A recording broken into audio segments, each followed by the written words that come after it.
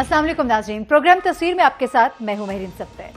नाज़रीन, प्रोग्राम तस्वीर ने एक सिलसिला शुरू किया है, तमाम पार्टी हेड से एक गुफ्तगू का सिलसिला, और उसी की एक कड़ी है हमारा आज का प्रोग्राम। निस्फ सदी से भी ज़्यादा अरसे से सियासत में फ़ाल रहने वाली जमात इस्लामी अपनी मुकम्मल तंजीम साजी और पार्टी में भरपूर जमहूरी रवायात पर कारबंद रहने के बावजूद आज तक मुल्की सतह पर बरसर इक़्तिदार क्यों नहीं आ सकी, ये हम आज सवाल करेंगे। मुल्की सियासत की बिसात पर आखिर वो कौन सी चालें और वो कौन से दावपेच थे जिनसे जमात इस्लामी अभी तक नावाकिफ रही है। क्या जमात के रहनुमा अवामी उमंगों की तर्जुमानी में नाकाम रहे, या फिर फैसला कुन कुव्वतों ने उन्हें दानिस्ता तौर पर इक़्तिदार के इस खेल से बाहर रखा। जमात इस्लामी कभी भी बड़े पैमाने पर अवामी मकबूलियत हासिल क्यों नहीं कर सकी, और इसके पीछे क्या अवामिल कार फरमा रहे, और क्या अब जमात ने गुज़िश्ता नाकामियों को मद्देनजर रखते हुए अपने लायामल में तब्दीलियां की है। मौजूदा दौर में आवाम को दरपेश मसाइल का इदराक करते हुए क्या अपनी तरजीहात को कोई नई सिमत दी है। इसी हवाले से हम आज बात करेंगे अमीर जमात इस्लामी सिराजुल हक साहब से।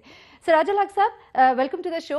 सबसे पहले तो आपसे ये सवाल करना है, क्योंकि सवाल ये करते भी हैं लोग आपसे, सवाल उठता भी है कि इंटर पार्टी इलेक्शंस आपके सबसे बेहतर होते हैं, डेमोक्रेसी आपकी पार्टी के अंदर है, ऑर्गेनाइज्ड आपकी पार्टी है, ये सब चीज़ें हैं, लेकिन उसके बावजूद हम देखते हैं कि वो अवामी सतह पर वो मकबूलियत, वो कामयाबी अवाम क्यों वोट नहीं उस तरह से डालती जमात इस्लामी को। बिस्मिल्लाहिर्रहमानिर्रहीम। बहन, मसला यही है कि इलेक्शन में अवाम कामयाब नहीं होते हैं। जालिम जागीरदार और बड़े सरमायादार और जो करप्ट माफिया है, अशराफिया है, हमेशा वही इक़्तिदार में आते हैं, और उन्होंने सियासत को भी, जमहूरियत को भी, बैलेट बॉक्स को भी हमेशा अर्गमाल बनाया है। यही वजह है कि आम आदमी तो इसम्बलियों में अब तक आया ही नहीं है। जमात इस्लामी चूँकि आम वर्कर्स की जमात है या अवाम की जमात है, तो इसलिए जो अवाम का हाल है वो जमात इस्लामी का भी हाल है। लेकिन मैं अब समझता हूँ कि अवाम में बेदारी है, खुसूसन नौजवानों में बेदारी है, ख़वातीन में बेदारी है, और अब गरीब आदमी भी चाहता है कि वो वोट का इस्तेमाल करे अपनी तकदीर को बदलने के लिए, किसी सरमायादार को मज़ीद सरमायादार बनाने के लिए नहीं। तो अगर यही शऊर आम हो जाए और ये जज्बा आम हो जाए तो मैं आपको यकीन दिलाता हूँ कि इंशाअल्लाह ताला आइंदा इलेक्शन में जमात इस्लामी जीत जाएगी। आपके इल्म में होगा, अभी आपके यहाँ पंजाब में भी ज़िमनी इलेक्शन हो गए। आप मुझे बताएं मैडम कि ये पार्टियों का मुकाबला था या नोटों का मुकाबला था, इसलिए कि एक एक उम्मीदवार ने 80 करोड़, 90 करोड़, 1 अरब से 40 करोड़ तक खर्च किए। तो आप मुझे बताएं, एक आम आदमी इस इलेक्शन में हिस्सा ले सकता है? लेकिन ये जमात इस्लामी ही है जिसके अंदर जमहूरियत भी है, जिसके अंदर आवाम की शरकत भी है। को इसकी वजह करार देते हैं। निज़ाम जो है वो दुरुस्त हो जाए तो शायद जमात इस्लामी जो है वो सतह पर नजर आएगी जहां पर आप देखते हैं। अच्छा, ये बताइएगा कि मिस्र, तुर्की, ट्यूनिस की जो इस्लामी तहरीकें हैं उनको आप सपोर्ट करते रहे, उनको आप पसंद करते रहे, लेकिन आप उसी लायमल को यहाँ पर अपने लिए इस्तेमाल करने के लिए, अपने साथ उसको लेकर चलने के लिए तैयार नजर नहीं आते। ये क्या मैडम, जो तुर्की के दोस्त हैं हमारे या मिस्र के दोस्त हैं, उन्होंने जमात इस्लामी के तरीक़ों को, हमारे लिटरेचर को, हमारे मैसेज को वहाँ अपने आवाम तक पहुँचाने की कोशिश की, और आवाम ने उनका साथ दिया। एक तो वजह यह है कि तुर्की में उसी तरह फ्यूडल सिस्टम नहीं है जिस तरह यहाँ पर है, और दूसरी बात यह है कि वहाँ एजुकेशन बहुत आम है, यानी लोग अपने वोट को 200 रुपया, 500 रुपया, 1000 पर फरोख्त नहीं करते हैं, इसलिए लोग अपनी मर्ज़ी के मुताबिक वोट इस्तेमाल करते हैं, और यही वजह है कि वहाँ हमारे वो दोस्त कामयाब हो गए। लेकिन आप देखते हैं कि एक ज़माने में कॉलेजेस में इलेक्शन होता था, यूनिवर्सिटियों में इलेक्शन होता था, तो हमारी तंजीम इस्लामी जमीयत तलबा बड़े अक्सरियत से जीतती, इसलिए कि तालीमी इदारों में तलबा वोट फ़रोख्त नहीं करते थे, बल्कि प्रोग्राम और स्लोगन और अच्छे प्रोग्राम की बुनियाद पर वोट देते हैं। लेकिन सिराजुल हक साहब, आपकी पार्टी मखलूत जो तर्ज तालीम है उसके खिलाफ है, तो फिर आप किस तरह से कहते हैं कि वो तालिब इल्म, वो जो लोग इस वक्त तालीम हासिल कर रहे हैं और जो नई सोच के मुताबिक और ज़माने के साथ कदम मिलाकर चलने वाले लोग हैं, उनको आप किस तरह? जब कॉलेजेस में इलेक्शन होते थे और यूनिवर्सिटियों में, तो अगर इस्लामी जमीयत तलबा में कम वोट लेते थे, तालिबात में ज़्यादा वोट लेते थे, इसलिए कि तालिबात हमेशा इस्लामी जमीयत तलबा को पसंद करते थे और इसको अपना एक मुहाफ़िज़ तंजीम समझते थे। और मैं यकीन दिलाता हूँ कि जिस तरह ہمارے نوجوانوں میں اپنے ملک اور نظریے کے ساتھ محبت ہے، اسی طرح ہمارے طالبات میں اس سے بھی زیادہ محبت ہے۔ تو میں اس لیے آج مطالبہ کروں گا کہ اگر کالجز میں دوبارہ الیکشن عام شروع ہو جائے، یونیورسٹیوں میں الیکشن شروع ہو جائے، تو اس کے نتیجے میں قوم کے لیے اچھی قیادت تیار ہوتی ہے، اور یونین پر پابندی سے جمہوریت کو بھی نقصان ہوا ہے اور طلبہ کو بھی نقصان ہوا ہے۔ انشاءاللہ تعالیٰ میں آپ کو یقین دلاتا ہوں کہ جس طرح ہم جا رہے ہیں اور جس طرح یوتھ کا جماعت اسلامی کی طرف رجوع ہے، اس بنیاد پر آئندہ الیکشن میں انشاءاللہ نوجوانوں کا ایک بہت بڑا کنٹریبیوشن ہوگا، اور اس بیس پر میں ایمان کے ساتھ، یقین کے ساتھ کہہ سکتا ہوں کہ جماعت اسلامی کو کامیابی ہوگی، اور جو جاگیرداروں کا جو گرفت ہے وہ ڈھیلا ہو جا رہا ہے، کمزور ہو جا رہا ہے، تو عام آدمی کو سیاست میں اور الیکشن میں آگے آنے کا موقع ملے گا۔ اچھا یہ بتائیے گا سراج الحق صاحب کہ جماعت اسلامی کو فوج کی بی ٹیم قرار دیا جاتا ہے، یہ درست ہے؟ یعنی آپ خود سمجھتے ہیں میڈم کہ یہاں سیاست میں ہمیشہ فوج کا بھی اثر رسوخ رہا ہے، اور جن پارٹیوں نے اقتدار حاصل کی ہے انہوں نے ہمیشہ ان کے ساتھ بھی لین دین کی ہے۔ ابھی پرویز مشرف صاحب اور پیپل پارٹی کے چیئرمین بینظیر بھٹو صاحبہ کے درمیان جو لین دین ہوا ہے وہ بھی آپ کے علم میں ہے۔ اگر نواز شریف صاحب آج وزیر اعظم ہے اور یہ ان کا 3-4 بار انہوں نے حکومت کی مسلسل، تو آپ کو تاریخی فقرہ تو یاد ہوگا کہ جناب ضیاء الحق صاحب نے کہا تھا کہ میری بقیہ عمر نواز شریف صاحب کو لگ جائے۔ تو اگر فوج کی بی ٹیم جماعت اسلامی ہوتی تو اب تک ان کے اقتدار کے 5 اور 6 بار آپ دیکھتے، لیکن سچی بات یہ ہے کہ ہم نے ہمیشہ عوام کی بات کی ہے، عوامی امنگوں کی بات کی ہے، امت کی بات کی ہے، نظریات کی بات کی ہے، اصلاح کی بات کی ہے، اور غریب عوام کی بات کی ہے، اور یہی وجہ ہے کہ جو مقتدر طبقے ہیں وہ انہوں نے ہمیشہ روڑے اٹکائے ہیں۔ چلے سراج الحق صاحب، یہ تو وہ باتیں ہیں جو آپ کے ناقدین کرتے ہیں۔ اچھا ایک اور سوال کہ جماعت اسلامی میں اگر جس شخص کو امیر منتخب کیا جاتا ہے تو ہمیشہ سے یہ روایت رہی ہے کہ وہ اپنا وقت جو ہے مقررہ مدت جو اسے پوری کرتا ہے، لیکن منور حسن صاحب کے کیس میں ہم نے یہ نہیں دیکھا۔ اس کی کیا وجہ تھی؟ کیا ان کی جو سوچ، اس سے اختلاف رائے کسی حلقے میں پایا جاتا تھا، یا آپ بہت پاپولر ہو گئے نہیں تھے؟ سسٹر، یہی ہے کہ ہمارے ہاں امیری جماعت کے لیے 5 سال کا ٹینیور ہے۔ سید منور حسن صاحب نے وہ 5 سال کا ٹینیور مکمل کیا تھا، اور 5 سال کے بعد الیکشن ہو گئے، اور اس میں لوگوں نے ان کو معاف کیا اور مجھ پر ذمہ داری ڈالی۔ اور میں آپ کو بتانا چاہتا ہوں کہ سب سے پہلے مبارکباد بھی مجھے سید منور حسن صاحب نے دی، اور میری کامیابی پر اور اپنی فراغت پر سب سے زیادہ خوشی کا اظہار بھی انہوں نے کیا۔ تو جماعت اسلامی میں اس طرح دوسری جماعتوں کی طرح منصبوں کے لیے لڑائیاں، جھگڑے، لابنگ یہ بالکل نہیں ہے۔ یہاں ایک فیور جمہوریت ہے۔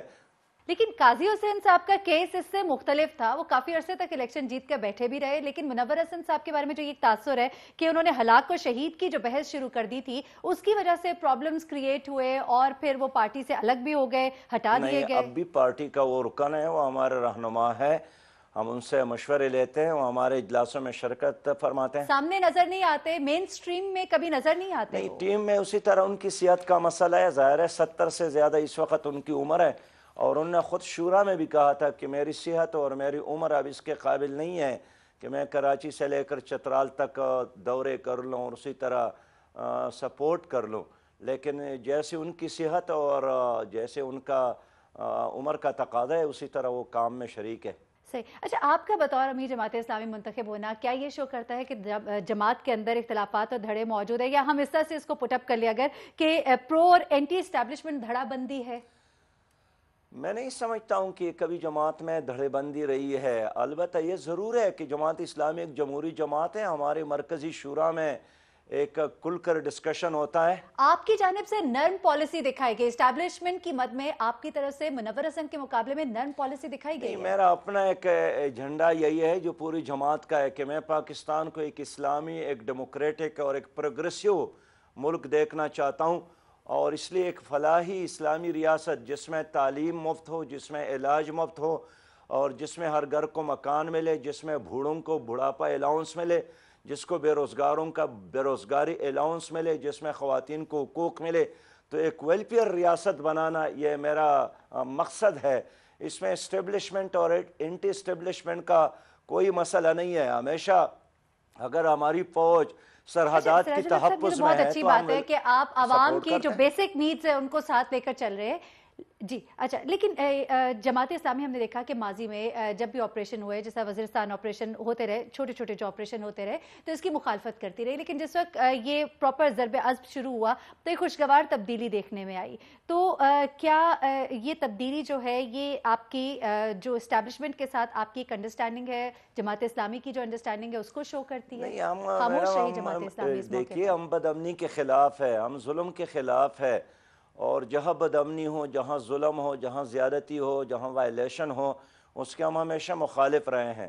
جہاں تک ضرب عضب کی بات ہے، پوری قوم نے، تمام سیاسی جماعتوں نے اس کو سپورٹ کیا ہے. اور میں اب بھی یہ کلیئر کرنا چاہتا ہوں کہ ریاست کے اندر ریاست بنانا، حکومت کے اندر حکومتیں بنانا اور بندوق کے زور پر، ڈھنڈے کے زور پر حکومتوں کو گرانا، اٹھانا، اس کے ہم خلاف ہے. ہم فیور یہی بات کرنا چاہتے ہیں کہ صرف اللہ کی طرف سے انبیاء ایسے تھے جو چوائس کردہ تھے، اللہ تعالیٰ نے ان کو مقرر کیا ہے. باقی انسانوں کے جو بھی حکمران بنیں گے، جو بھی بڑے بنیں گے، وہ عوام کے چوائس سے، عوام کے مرضی سے بنیں گے. اور اس لیے میں چاہتا ہوں کہ پاکستان میں اللہ کرے کہ حقیقی جمہوریت آ جائے، اور جو کنٹرول ڈیموکریسی ہے جو اس وقت ڈیموکریسی کا مطلب میرا یہ ہے کہ سرمایہ کی ڈیموکریسی ہے. یہ جو سیاست ہے یہ ایک تجارت بن گئی ہے. اس میں عام آدمی کا جو ووٹ ہے وہ خریدا جاتا ہے، اس کا استحصال کیا جاتا ہے. اس سیاست لیے کو میں اس کے تجارت سے خلاف ہوں. الگ کرنا اور چاہیے. سراج الحق صاحب، آخری جواب اس سیگمنٹ کا دے دیجئے. بریک پہ ہم نے جا رہے ہیں، واپس آتے ہیں، ابھی اس گفتگو کو ہم کنٹینیو کریں گے کہ کیا پھر قبائلی علاقوں میں جو مرنے والے ہیں انہیں آپ ہلاک سمجھتے ہیں یا شہید قبائلی سمجھتے ہیں؟ علاقوں میں، کراچی میں ہوں، لاہور میں ہوں، کوئٹہ میں ہوں، جو بھی بے دردی کے ساتھ ظالمانہ طریقے سے مرتے ہیں، غیر قانونی طریقے سے، وہ سب مظلوم ہیں، وہ سب شہید ہیں. میں عرض کروں کہ ایک آدمی کو مرنے کے 3 طریقے ہیں. ایک یہ کہ عدالت اس کو وہ کر لے، انہیں عدالت فیصلہ کر لے کہ اس آدمی کو پھانسی دینا چاہیے، اس نے یا ظلم کیا ہے یا قتل کیا ہے. ریاست اور حکومت کے علاوہ جو انسان ایک منظم ریاستی معاشرے میں قتل مقاتلہ کرتا ہے، یہ ظلم کرتا ہے. قبائلی علاقے بہت مظلوم ہیں، وہاں کے لوگ آئی ڈی پیز بنائے گئے ہیں. ہم قبائلی عوام کے ساتھ ہیں اور چاہتے ہیں کہ قبائلی علاقوں کو ترقی دی جائے، ان کو ایک سسٹم اور نظام دیا جائے. اور 18 کروڑ عوام اس وقت مظلوم ہے اس ظالمانہ فاسقانہ نظام کے تحت، جس لیکن میں آپریشن ان ضرب کا عضب جو استحصال کیا ہوتا جا ہے. رہا ہے، لیکن جو آپریشن ضرب عضب کیا جا رہا ہے اس میں فوج کی جانب سے جو اقدامات کیے جا رہے ہیں انہیں آپ درست سمجھتے ہیں، یعنی ایسا ہی ہے؟ ضرب عضب ہو یا کوئی بھی ایسا کام ہو جس کے نتیجے میں امن قائم ہو اور جس کے نتیجے میں قوم کی ترقی ہو، تو امن اور ترقی کے لیے ہر سفر میں ہم نہ صرف شریک ہے بلکہ اس کو سپورٹ کرتے ہیں. لیکن ریاست کے علاوہ، حکومت کے علاوہ جو بھی ایک ریاست کے اندر طاقت کا استعمال کرتے ہیں اس کے ہمیشہ منفی اثرات نکل آتے ہیں. چلے جی، سراج الحق صاحب ہمارے ساتھ ہی رہیے گا. بریک کا یہاں پر وقت ہے، گفتگو کو ابھی ہم آگے بڑھائیں گے. ایک بریک.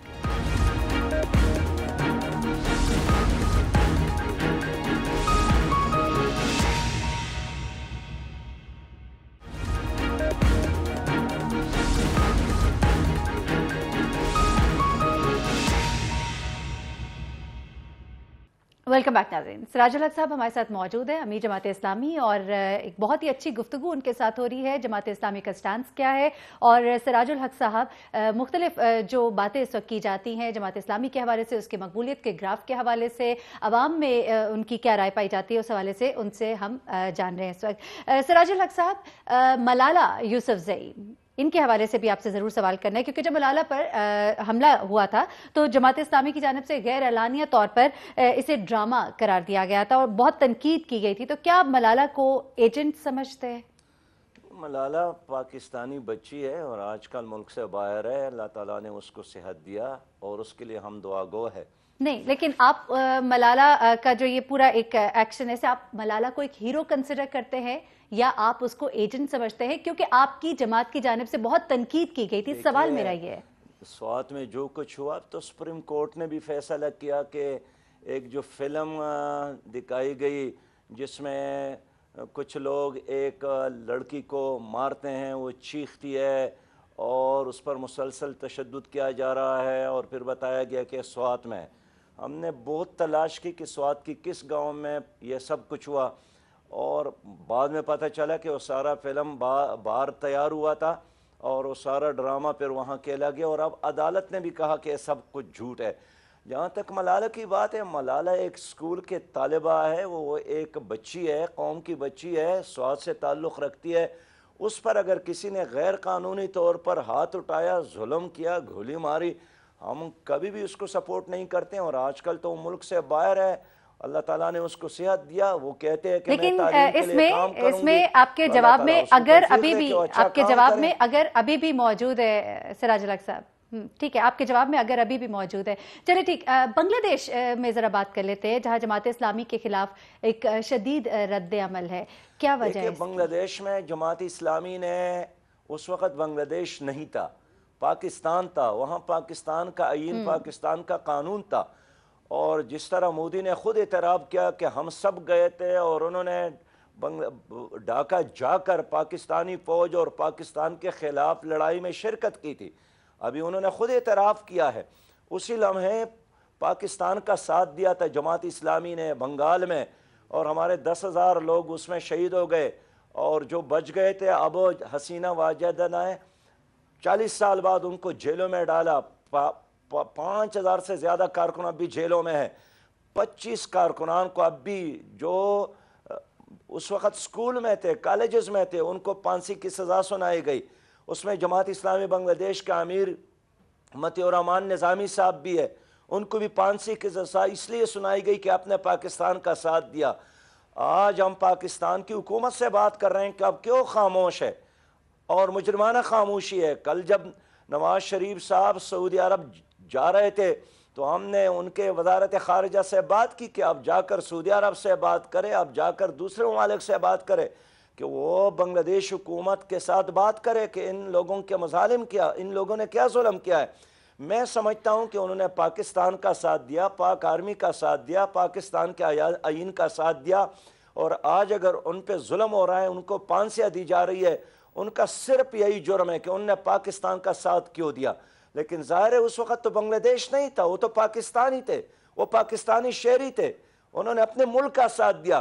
لیکن ہمیں افسوس ہے کہ 1974 میں انڈیا، پاکستان اور بنگلہ دیش کا معاہدہ ہوا تھا کہ 70 اور 71 کے واقعات کو ہم دوبارہ نہیں اٹھائیں گے، لیکن انہوں نے دوبارہ اٹھایا، حسینہ نے ان سب کو جیلوں میں ڈالا ہے، ان کو پھانسی دے رہے ہیں، انتقامی کارروائی ان کی جانب سے کی جا رہی ہے۔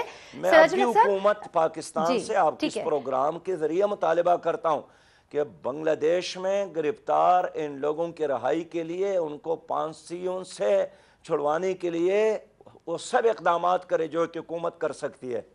ٹھیک ہے، اچھا، آپ کی اگر جماعت اسلامی کی اگر ہم بات کرتے ہیں، البدر والشمس کی بات کرتے ہیں، ہم افغانستان میں حزب اسلامی کی اگر ہم بات کرتے ہیں، اور ساتھ ہی ساتھ حزب المجاہدین کے جو قائدین ہیں، باقاعدہ جماعت کے جو پروگرامات ہوتے تھے اس میں شریک بھی ہوتے تھے، تو ہم کیا یہ کہہ سکتے ہیں کہ مسلح جو جد و جہد ہے، ملیٹنسی، جو ملیٹنٹ گروپ ہوتے ہیں، وہ ایک لازمی جز ہے جماعت اسلامی کا؟ ایسا ہے؟ بالکل ایسا نہیں ہے میڈم، آپ کہیں اور آپ کے ناظرین جماعت اسلامی کے منشور اور دستور کو پڑھے، اس میں یہی بات لکھی ہے کہ ہم کسی بھی انڈر گراؤنڈ سرگرمی میں حصہ نہیں لیں گے، اور ہم کسی بھی غیر ڈیموکریٹک وہ تو آپ کا منشور ہے، لیکن آن گراؤنڈ اگر ہم دیتے، آپ درست کہہ رہے ہیں، آپ کے منشور میں اگر دیکھا جائے تو یہ نہیں ہے، لیکن آن گراؤنڈ اگر ہم دیکھتے ہیں تو آپ ان جی بالکل بتائیے۔ میں چاہتا ہوں کہ اگر آپ حزب المجاہدین مقبوضہ کشمیر کی بات کرتے ہیں تو حزب المجاہدین مقبوضہ کشمیر کی تنظیم ہے، وہ وہاں کے لوگوں کی تنظیم ہے، وہاں کی عوام کی تنظیم ہے، جو مقبوضہ کشمیر کی آزادی کے لیے 8 لاکھ انڈین فوج سے مقابلے میں ہے۔ یہ بالکل ہم مقبوضہ کشمیر کی جدوجہد کو سپورٹ کرتے ہیں، ہم ان کے سیاسی جماعتوں کو بھی سپورٹ کرتے ہیں، ہم ان کے نوجوانوں کو بھی سپورٹ کرتے ہیں، اور ان نے بڑی قربانیاں دی، لیکن کس لیے؟ وہ پاکستان کے لیے قربانیاں دے رہے ہیں، پاکستان سے ملنے کے لیے قربانیاں دے رہے ہیں، اور یہ ان کا حق ہے کہ اقوام متحدہ کی قرارداد ہے کہ اگر کشمیر کے عوام انڈیا کے ساتھ رہنا چاہتے ہیں یا پاکستان کے ساتھ رہنا چاہتے ہیں، یہ مقبوضہ کشمیر کے عوام فیصلہ کریں گے۔ اب بھی ان کا فیصلہ یہی ہے کہ ہم پاکستان کے ساتھ ہیں، اور پاکستان ان کے دلوں میں موجود ہے۔ چلے ٹھیک. اچھا، یہ آپ کا موقف ہے. اور سراج الحق صاحب، ہم وہ تمام سوالات ایک بار پھر سے آپ کو میں یہ کہتی چلوں کہ ہم وہ تمام سوالات اس وقت اٹھا رہے ہیں جو آپ کے ناقدین جو اس وقت کہتے ہیں، اور انہی میں سے یہ ملیٹنسی گروپ کے حوالے سے ایک بہت ملیٹنسی گروپ کے حوالے سے جماعت اسلامی کو بہت کوٹ کیا جاتا ہے، اور جہاں یہ کہا جاتا ہے کہ البدر والشمس جو ہے وہ بھی قائم کرنے والی جماعت اسلامی تھی، اور اسی طرح کے جو ملیٹنسی گروپ ہے ان کے ساتھ تعلقات. بات کو آگے بڑھاتے جی کہ البدر ٹھیک ہے، لیکن ہم بات کو آگے بڑھاتے ہیں. میڈم کوشچن یہی ہے کہ البدر بنگال کی طلبہ کی تنظیم تھی جنہوں نے پاکستان کو بچانے کے لیے اس وقت پاک آرمی کا ساتھ دیا تھا. آج اگر مغربی پاکستان میں یا موجودہ پاکستان میں لوگ اس پر تنقید کرتے ہیں تو یہ وہ لوگ تنقید کرتے ہیں جو اس پر خوش ہے کہ مشرق پاکستان بنگلہ دیش بن گیا. سقوط ڈھاکہ کو انہوں نے ویلکم کیا تھا. سراج الحق صاحب، عمران خان صاحب، ان کے بارے میں سیاسی بصیرت اور ان کے لائے عمل پر آپ کیا کہتے ہیں؟ آپ کی کیا سوچ ہے ان کے بارے میں؟ بتائیے گا آپ نے کیا پوچھا؟ عمران خان صاحب کی سیاسی بصیرت، ان کا لائے عمل، ان کے اقدامات، ان پر آپ کی رائے کیا ہے؟ آپ کس طرح سے انہیں دیکھتے ہیں؟ میرے لیے مناسب نہیں ہے کہ میں عمران خان کو ڈسکس کروں اور ان کے لائے عمل کو ڈسکس کر لوں. وہ خود ایک پارٹی ہے، پارٹی کا ہیڈ ہے، اور جس طرح وہ چاہتے ہیں اپنے لیے. لیکن سراج الحق صاحب، آپ کی خیبر پختونخوا میں ان کے ساتھ ایک مخلوط حکومت ہے. آپ کی خیبر پختونخوا میں ان کے ساتھ مخلوط حکومت ہے، دھرنوں میں آپ ان کے ساتھ شریک رہے، لیکن صرف سوال یہاں پہ یہ ہے کہ آپ ان کے حامی ہیں، پھر دھرنوں میں آپ ان کے ساتھ شریک نہیں رہے. ہم ایک حکومت میں شریک ہے. باقی پی ٹی آئی کی اپنی پالیسیاں ہیں، جماعت اسلامی کی اپنے پالیسیاں ہیں، اور اگر ہم خیبر پختونخوا کی حکومت میں شریک ہے تو یہ دو پارٹیوں کا اتحاد نہیں ہے ملک کے سطح پر. یہ ایک مخلوط حکومت کا وہ بھی حصہ ہے، ہم بھی حصہ ہے. ان کا حصہ بڑا ہے اس لیے کہ ممبران زیادہ ہے، ہمارا حصہ کم ہے. لیکن جہاں تک پاکستان کی باقی سیاسی ایشوز ہے، اس پہ ان کی اپنی مرضی ہے، ہمارے اپنی مرضی ہے. دھرنے میں انہوں نے دھرنا اختیار کیا، ہم نے کوشش کی کہ دھرنے کی بجائے ان کے درمیان مصالحت کریں. ان کے درمیان جو مار کٹائی یا جھگڑے ہیں یا جس کام کے نتیجے میں ہم جمہوریت کو خطرے میں سمجھتے ہیں، تو آپ نے دیکھا کہ وہاں قادری صاحب بھی آئے تھے، کیمپ لگایا تھا. عمران خان صاحب بھی تھے، انہوں نے کیمپ لگائے تھے. لیکن آپ نے دیکھا کہ لوگوں نے قبریں کودنا شروع کیے ہیں، وہاں انہوں نے کفن باندھنا شروع کیے. قادری صاحب اعلانات کر رہے تھے. تو اس لیے ہم نے نہیں چاہا کہ اسلام آباد قبرستان بن جائے اور یہاں لاشیں گریں اور یہاں وہ سما ہو جو ہم عراق میں دیکھ رہے ہیں یا لبنان میں دیکھ رہے ہیں یا شام میں دیکھ رہے ہیں. اس لیے اپنے ملک کو بچانے کی خاطر ہم نے جرگہ بنایا اور جرگے کے نتیجے میں اپنے مسائل حل کرنے کی کوشش کی. تو یہ بھی کسی پر احسان نہیں ہے، ہم نے اس ملک کے خاطر کیا، عوام کے خاطر کیا، اپنے قوم کے خاطر کیا. آپ کی ان باتوں سے ہم یہ اخذ کر سکتے ہیں کہ عمران خان صاحب کی جو یہ احتجاجی سیاست تھی، اسے آپ غلط سمجھتے ہیں؟ یہ جس طرح آپ سمجھتے ہیں یہ تو آپ کی مرضی ہے، لیکن میں کہنا چاہتا ہوں کہ جو کام ہم ٹھیک سمجھتے ہیں اس کو ہم ٹھیک کہتے ہیں، جو غلط سمجھتے ہیں اس کو ہم غلط سمجھتے ہیں. لیکن بہرحال پی ٹی آئی خود ایک پارٹی ہے، جماعت اسلامی کا علیحدہ پارٹی ہے، ان کی اپنی سیاست ہے، ہماری اپنی سیاست ہے. خیبر پختونخوا میں ہم حکومت میں شامل ہے اس لیے کہ ہم نے 14 نکات پر ایک معاہدہ کیا تھا اور اسی کے مطابق وہاں کے دوست آپس میں کام کر رہے ہیں.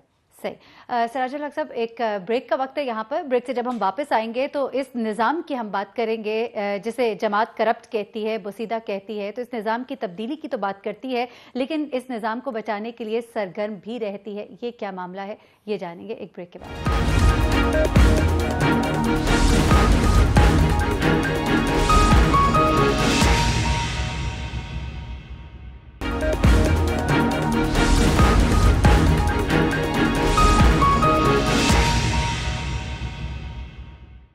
ویلکم بیک ناظرین. سراج الحق صاحب، بریک پہ جانے سے پہلے ایک سوال میں نے چھوڑا تھا. آپ نے بھی کہا کہ ہم اس نظام کو بچانا چاہتے ہیں، ہم جمہوریت کو بحال رکھنا چاہتے ہیں، لیکن at the same time Jamaat Islami اسی نظام کو بوسیدہ کہتی ہے، اسی نظام کو کرپٹ کہتی ہے. تو پھر اسی نظام کو بچانے کے لیے سرگرم کیوں رہتی ہے؟ میڈم دیکھیے، میں حقیقی جمہوریت کی بات کرتا ہوں، میں ایک ویلفیئر اسلامی ریاست کی بات کرتا ہوں جس میں ایک انسان دوسرے کا غلام نہ ہو، جس میں ایک انسان دوسرے کا محتاج نہ ہو، جس میں سفارش، رشوت اور کمیشن کا کلچر نہ ہو، جس میں ہر ایک کو عزت کے ساتھ اور میرٹ کے ساتھ اپنا روزگار ملے، اپنا حق ملے۔ جو موجودہ سسٹم ہے یہ بوسیدہ سسٹم ہے، اسٹیٹس کو کا جو سسٹم ہے میں اس کا باغی ہوں، میں اس کا خلاف ہوں۔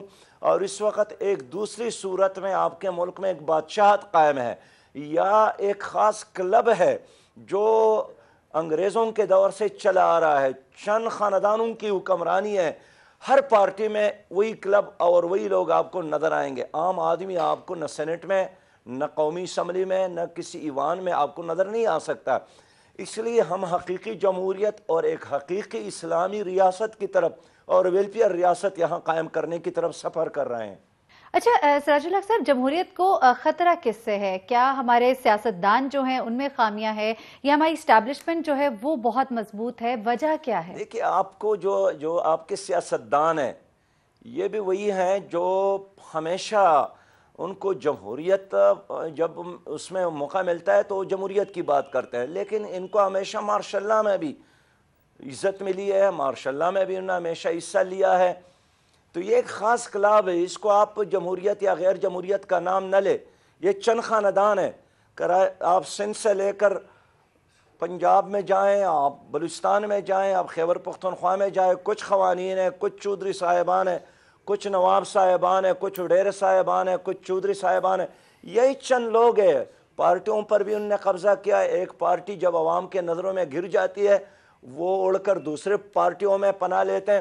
تو ایک خاص کلب ہے، اس لیے اس کلب کے خلاف، اسٹیٹس کو کے خلاف عوام کو اٹھنا ہوگا۔ جمہوریت کو خطرہ انہی لوگوں سے ہے، ان کے بدعمالیوں کی وجہ سے، ان کے کرپشن کی وجہ سے، ان کے بدکرداری کی وجہ سے اور ان کے ظلم اور استحصال۔ دیکھیں انہوں نے ارب ہا روپیہ ڈالرز میں چرا کر باہر بینکوں میں رکھے ہیں، باہر کاروبار کرتے ہیں، غریب آدمی باہر کما کر ادھر بیچتا ہے اور یہ ظالم طبقہ ادھر لوٹ کر باہر کے بینکوں میں رکھتا ہے۔ آپ جا کر لندن میں دیکھیں، لندن میں وزیر اعظم کا گھر نہیں ہے جو برطانیہ کا وزیر اعظم ہے، لیکن آپ کے ملک کے حکمرانوں کے بڑے بڑے بلڈنگز اور بنگلے آپ کو نظر آئیں گے۔ چھٹیوں میں ادھر جاتے ہیں، اقتدار سے فارغ ہو کر پھر ادھر جاتے ہیں۔ نظام کو درست کرنے کی ضرورت ہے، آپ نے بجا فرمایا سراج الحق صاحب، آپ نے بجا فرمایا نظام کو درست کرنے کی ضرورت ہے، سٹیٹس کو توڑنے کی ضرورت ہے۔ عمران خان صاحب اب یہ کہتے ہیں ایک بار پھر سے کہ آئندہ سال جو ہے وہ حکومت کا آخری سال ہوگا، کیا آپ کو بھی کچھ ایسا دکھائی دیتا ہے موجودہ حالات کو دیکھتے ہوئے؟ دیکھیے، ہر سال آخری سال ہوتا ہے، لیکن میں تو یہی سمجھتا ہوں کہ قبل از وقت حکومتوں کو شہید کرانے کا جو سلسلہ ہے اب یہ ختم ہونا چاہیے۔ مرکزی حکومت اور چاروں صوبائی حکومتوں کو اپنے ٹینیور مکمل کرنے دیں اور پھر کارکردگی کے آپ اس بنیاد پر بات کے عوام حامی ان کا ہیں ہاں احتساب کہ کر مدت لے۔ پوری ہو، ٹھیک ہے، صحیح ہے، صحیح۔ اچھا سراج صاحب، عمران خان جو ہیں وہ ہمیشہ اچھے ورکنگ ریلیشن شپ کی بات کرتے ہیں، لیکن کیا وجہ ہے کہ دونوں جماعتوں کے جو کارکنان ہیں عام زندگی میں وہ بہت ایک دوسرے کے مختلف ہیں، آپ کہہ لیں کہ سخت خلاف بھی ہے؟ کون ایک دوسرے کے سخت خلاف ہے؟ میں پی ٹی آئی اور جماعت اسلامی کی بات کر رہی ہوں۔ نہیں، ہم ایک دوسرے کے خلاف نہیں ہیں، کارکنان کی بات کر رہی ہوں۔ آپ لوگوں کے لیول پہ نہیں، آپ کے لیول پہ چیزیں اچھی دکھائی دیتی ہیں، لیکن آپ کے کارکنان، ان کی سوچ میں، ان کے نظریات میں بہت فرق ہے۔ دیکھیے، کلچر میں فرق ہے، اور آپ نے دیکھا ہوگا کہ پی ٹی آئی میں اکثر وہی لوگ ہیں جو کہ ماضی میں پیپل پارٹی کے ساتھ آ رہے تھے، تو کلچر میں فرق ہے، لیکن خود تمام پارٹیوں میں یعنی پیپل پارٹی، مسلم لیگ، این پی اور پی ٹی آئی میں ایسے ورکر ہیں جو ہمارے پروگرام سے اتفاق رکھتے ہیں، ہمارے سلوگن سے اتفاق رکھتے ہیں، اور میں دیکھتا ہوں کہ جتنی بھی ایسے ورکر ہیں جو پاکستان کا جو کردار ہے وہ ایک اسلامی نظریاتی اور ایک ویلفیئر اور پروگریسو کردار چاہتے ہیں، وہ انشاءاللہ تعالی جماعت اسلامی کی طرف آئیں گے۔ آپ کا کہنا یہ ہے کہ آپ کے قریب آنے کی وجہ پاکستانیت ہے؟ ظاہر ہے پاکستان کا ایک کردار ہے، پاکستان 4 صوبوں کا نام نہیں ہے، 18 کروڑ عوام کا نام ہے، اور ایک شناخت ہے ہمارے، ایک اسلامی شناخت ہے، ایک نظریاتی شناخت ہے، اور ایک ایسا پاکستان جو اسلامی بھی ہو اور ترقی بھی کرے، اور دنیا کے لیے قائد اعظم جس طرح چاہتے تھے ایک ماڈل بھی بنے۔ تو میں سمجھتا ہوں کہ وہی اسلامی کردار، جمہوری کردار اور ترقی، یہ جو لوگ دیکھنا چاہتے ہیں وہ انشاءاللہ جماعت اسلامی کی طرف آ رہے ہیں اور ہمیں لائق کر رہے ہیں۔ چلیے ٹھیک ہے. اچھا, جماعت اسلامی جو ہے پاکستان کی بلکہ سیاست ہم کہیں گے, اس میں ایک انہونی جو تھی وہ جماعت اسلامی اور پاکستان پیپلز پارٹی کا قریب آنا تھا. ہم نے دیکھا کہ سابق صدر آصف علی زرداری صاحب منصورہ جاتے ہیں, آپ کے بیانات جو ہیں وہ بڑے مثبت ان کے حوالے سے. تو کیا ایسے دیکھ سکتے ہیں ہم کہ ان نیئر فیوچر کوئی آپ لوگ کا آپس میں کوئی الائنس بننے جا رہا ہے, آپ لوگ کا کوئی اتحاد ہو سکتا ہے, کچھ ایسی سچویشن کریٹ ہو رہی ہے کیا؟ آصف علی زرداری صاحب 2 بار منصورہ آئے تھے اور ہر بار میں نے ان سے یہی بات کی کہ آؤ مل کر غریب آدمی کے لیے ایک پروگرام بناتے ہیں. تمام سیاسی جماعتوں کو میں نے یہ دعوت دی اور میں نے خود سینٹ میں بھی یہی کہا پہلے دن جب ہم نے حلف اٹھایا کہ ایک دوسرے کا گریبان پاڑنے کی بجائے, آپس میں لڑنے کی بجائے آؤ مل کر تمام سیاسی جماعتیں ایک غریب آدمی کا ایجنڈا بناتے ہیں. سراج الحق صاحب, آپ سٹیٹس کو توڑنے کی باتیں کرتے ہیں, آپ کرپٹ سیاستدانوں کو ریڈیکیٹ کرنے کی بات کرتے ہیں. سابق صدر آصف علی زرداری پہ الزامات بہت سارے ہیں کرپشن کے, ایسے میں آپ کو ان کے ساتھ ہاتھ ملانے میں کوئی آر نہیں ہے. دیکھیے, جو بھی آپ کے گھر آ جائیں تو میں سمجھتا ہوں کہ جو بھی آپ کے گھر آ جائے ان کو عزت دینا, مہمان نوازی کرنا, ویلکم کرنا, ان کو اچھا کہہ دینا چاہیے. ہمارے تہذیب کا حصہ ہے, ہمارے کلچر کا حصہ ہے. یہ تو نہیں ہو سکتا کہ ایک آدمی آپ کے گھر آ جائیں اور آپ انہیں کہے کہ آپ کیوں میرے گھر آئیں. یہ تو ہو نہیں سکتا. سیاسی لوگ ہیں, نہیں آپ ان کو یہ تو نہ کہیں, لیکن اگر آپ ان کی تعریف کرتے ہیں, آپ ان کے لیے اچھے جملے بولتے ہیں, تو اس کا مطلب یہ ہے کہ آپ ان کے نظریات کے ساتھ کسی حد تک آپ چل رہے ہیں. اگر آپ ان کو اچھا کہتے ہیں تو اس کا مطلب یہ ہے کہ آپ ان کے نظریے کو مانتے ہیں. ان کا نظریہ کیا ہے؟ اگر کوئی نظریہ ہوتا پیپل پارٹی کا, مسلم لیگ کا, تو اب تک آپ بھی دیکھ چکے ہوتے, ہم بھی دیکھ چکے ہوتے. اقتدار کے علاوہ اقتدار, اقتدار اور اقتدار, یہی اس کا حصہ ہے. لیکن ان لوگوں سے شیئر کرنا, اپنی بات ان تک پہنچانا, عوام کی بات ان تک پہنچانا. زرداری صاحب آئے تھے تو میں نے ان سے یہی بات کی تھی کہ آپ کی ان حکومتوں میں کم از کم فائدہ عوام کو نہیں پہنچا ہے. تو کیا اب ممکن نہیں ہے کہ ایک غریب عوام کو عزت کے ساتھ زندگی گزارنے کے لیے ایک ایجنڈا ہو, جو میرا بھی ہو, جو آپ کا ہو, اور سب عہد کرے کہ جس کی بھی حکومت ہو ہم غریب کو مفت علاج دیں گے, ہم غریب کو مفت تعلیم دیں گے, ہم غریب کو شیلٹر دیں گے, ہم بوڑھے لوگوں کو بڑھاپا الاؤنس دیں گے. میرا بالکل ایک ویلفیئر ایجنڈا ہے, جو بھی مجھ سے ملتا ہے میں وہی ایجنڈا ان کے ساتھ شیئر کرتا ہوں. میں نے P T I, Muslim league اور پیپل پارٹی کے ساتھ یہ تجویز بھی ان کو دی کہ کیوں نہ اس ملک میں متناسب نمائندگی ہو, تاکہ لوگ مقامی جاگیردار وڈیرے کو ووٹ دینے کی بجائے پارٹی سلوگن اور منشور کو ووٹ دے دے, تاکہ لوگوں کو آزادی ملے اور لوگ نظریاتی بنے اور لوگ منشور کی بنیاد پر کسی پارٹی کو پسند کریں. چلیے ٹھیک. سراج الحق صاحب, آپ گویا یہ کہہ رہے ہیں کہ کسی سے ملنا یا کسی کے ساتھ کسی ایک تحریک میں ساتھ چلنے کا مطلب ہرگز یہ نہیں ہے کہ آپ ان کے نظریے سے بھی اتفاق کرتے ہیں. یہاں پر ایک بریک لیتے ہیں, بریک سے واپس آئیں گے اور اپنی گفتگو کو یہیں سے کنٹینیو کریں گے.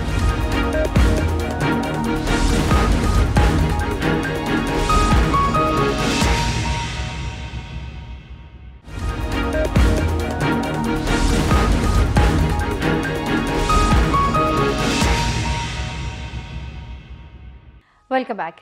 سراج الحق صاحب, کے پی کے بارے میں اگر بات کریں تو وہاں کے عوام کے بارے میں, وہاں کے لوگوں کا اگر دیکھا جائے مزاج یہ رہا ہے کہ اگر جس کو ایک دفعہ موقع دیتے ہیں اس کو ایک ہی بار آزماتے ہیں. تو پھر آپ جماعت اسلامی کا کے پی کے میں کیا مستقبل دیکھتے ہیں؟ کے پی کے میں جماعت اسلامی ایک مضبوط سیاسی جماعت ہے, لوگوں کا زبردست رجوع ہے, مسلسل شمولیتیں ہو رہی ہیں, اور میں آپ کو یقین دلاتا ہوں کہ انشاءاللہ تعالیٰ کے پی کے سمیت بہت سارے علاقوں میں جماعت اسلامی ایک توانا سیاسی تنظیم کے طور پر الیکشن میں آپ کو آئندہ الیکشن میں نظر آئے گی. لیکن کے پی کے اس وقت مشکل سے بھی 2-4 ہے, اور میں اس پروگرام کے ذریعے اگر حکومت سے یہ کہوں کہ زلزلوں کی وجہ سے, سیلابوں کی وجہ سے, بدامنی کی وجہ سے کے پی کے بہت متاثر ہوا, لیکن کے پی کے جو حقوق ہے مرکزی حکومت نہیں دے رہی ہے, دینا چاہیے.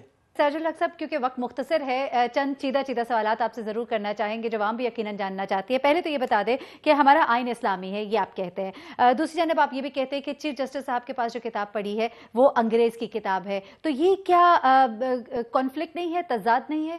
نہیں, پاکستان کا جو آئین ہے وہ بالکل ایک اچھا ڈاکومنٹ ہے اور اس پر تمام لوگوں کا اتفاق ہے. لیکن میڈم میں آپ کو یقین کے ساتھ کہہ سکتا ہوں, آپ جا کر خود ہی دیکھ لیں, اس آئین پر یہ حکومت عمل نہیں کر رہی ہے. اس آئین میں جو غریب کا حصہ ہے وہ اس کو یاد نہیں ہے, جو حکمرانوں کے حقوق یا اختیارات کی بات ہے وہ ان کو بہت یاد ہے. اب دیکھ, اس آئین میں لکھا ہے کہ جو لوگ خود نہیں کما سکتے ان کے لیے روزگار کا انتظام، تعلیم کا انتظام، علاج کا انتظام حکومت کا کام ہے۔ لیکن کیا موجودہ حکومت یا سابقہ حکومت یہ کام کر رہی ہیں؟ ہمارا آئین یہ استحصال کے خلاف ہے، لیکن پاکستان میں استحصال ہے۔ سراج الحق صاحب، اس وقت وزیر اعظم نواز شریف کے ساتھ جنرل راحیل شریف صاحب جو ہے وہ سعودی عرب اور ایران کے دورے پر ہے، اس پہ بھی اپنے کامنٹ دیجیے گا۔ آپ کو کیا لگتا ہے کہ کیا وہ اس کشیدگی کو کم کر پائیں گے؟ آپ ان کے اس رول کو کس طرح سے دیکھتے ہیں؟ اور ایران اور سعودی عرب کو آپس میں قریب لانے میں پاکستان کو کردار ادا کرنا چاہیے۔ سسٹر، مسئلہ یہی ہے کہ اگر سعودی عرب اور ایران کے درمیان لڑائی ہوتی ہے، اس کا خراب نتائج پاکستان پر بھی پڑیں گے۔ ہماری پولیس میں ہر طرح کے لوگ ہیں، ہماری فوج میں ہر طرح کے لوگ ہیں، ہمارے ڈاکٹر، ہمارے طلبہ، ہمارے چوک اور چوراہے، ہمارے بازاروں میں مختلف لوگ ہیں، تو یہ آپس میں یہاں بھی لڑائیاں شروع ہوں گی۔ اس لیے پاکستان کو بچانے کے خاطر بھی ضروری ہے کہ سعودی عرب اور ایران کے درمیان جو تناؤ اور ٹینشن ہے یہ ختم ہو جائے، اور اس میں 100% فائدہ اسرائیل کا ہے۔ جو عراق میں لڑائی ہو رہی ہے، جو لیبیا میں لڑائی ہو رہی ہے، جو یمن میں لڑائی ہو رہی ہے، جو عالم اسلام کے اندر لڑائی ہو رہی ہے، اس میں یہودیوں کے اور اسرائیل کے واری نہیں آ رہے ہیں اور عالم اسلام جل رہا ہے۔ اس لیے ہمیں تماشا نہیں بننا چاہیے اور ہمیں ان آپس کی لڑائیوں کو ختم کر کے ایک امت بننے کی ضرورت ہے۔ ٹھیک ہے، نہیں، اور صرف مختصر سے جواب دے دیجئے کہ آپ اس دورے کو، جس میں نواز شریف صاحب اور جنرل راحیل شریف صاحب دونوں ساتھ ہیں، اور ان دونوں کا ساتھ ہونا، اس کو آپ کیسے دیکھتے ہیں؟ لوگ تو کہتے ہیں کہ دونوں ایک پیج پر نہیں ہے، یہ ایک لکیر پر ہے، لیکن میں کہنا چاہتا ہوں کہ جنرل راحیل کا اور نواز شریف صاحب کا دونوں کا جانا، ریاض کا دورہ کرنا اور پھر ایران کا دورہ کرنا، پوری قوم اس کو سپورٹ کر رہی ہے۔ بہت اچھا مشن ہے، اس میں کامیابی ہوتے ہوئے پاکستان کی کامیابی ہے، اور جماعت اسلامی بھی اسے سپورٹ کرتی ہے۔ درست کہا آپ نے۔ جی سراج الحق صاحب، چونکہ پروگرام کا وقت ختم ہو گیا، ایک بہت ہی اچھی گفتگو رہی آپ کے ساتھ، ایک زیرک سیاستدانوں میں آپ کا شمار ہوتا ہے، ایک بہت پاپولیرٹی آپ کی عوام میں آپ کی، اور بہت ہی سادہ آپ کی طبیعت ہے، اور ایک بہت ہی اچھا انٹرویو آپ نے ہمیں دیا، آپ کا بہت شکریہ۔ ناظرین، انشاءاللہ کل تصویر پروگرام میں دوبارہ یہاں پہ بیٹھیں گے، آپ کے ساتھ حاضر ہوں گے، تب تک کے لیے مجھے مہرین سبطین کو اجازت دیجیے گا۔ اللہ حافظ۔